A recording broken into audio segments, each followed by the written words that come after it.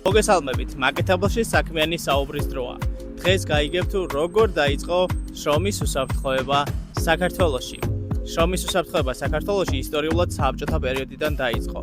თუმცა მაშინ ეს ფორმალური და ქაღალდზე დატანილი კონტროლი იყო. კომპანიებს ევალებოდათ უსაფრთხოების წესების დაცვა, მაგრამ პრაქტიკაში ბევრი ხარვეზე რჩებოდა.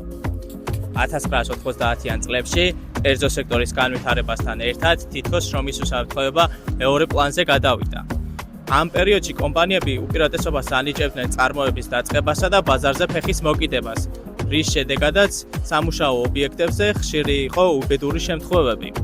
2015 წლიდან, როდესაც ევროკავშირთან ასოცირების ხელშეკრულება ძალაში შევიდა, საქართველომ დაიწყო უსაფრთხოების წესების გამკაცრება.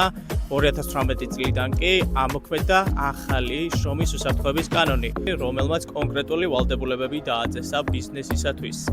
დღეს შრომის უსაფრთხოება აღიქმება არა მხოლოდ კანონის დაცვის აუცილებლობად, არამედ სტაბილურობისა და რეპუტაციის დაცვის აუცილებლობად. თანამედროვე კომპანიები დღეს შრომის უსაფრთხოებას იყენებენ როგორც რისკების შემცირების მექანიზმს, თანამშრომლების мотивაციასა და ნდობის გაზრდის გზასა და განვითარების მთავარ საფუძველს.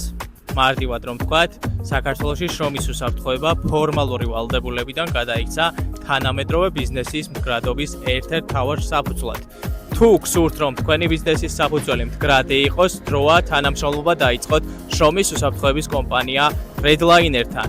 დაგვიკავშირდით და ახლავე მიიღეთ ბაზარზე უკონკურენტო პირობები. მე ზაზა კანკია ვარ, საქმის მაკეთებელი. გთხოვთ, გამოიწერეთ გვერდი, დალაიქეთ ვიდეო და დაელოდეთ შემდეგ საქმიან ამბავს.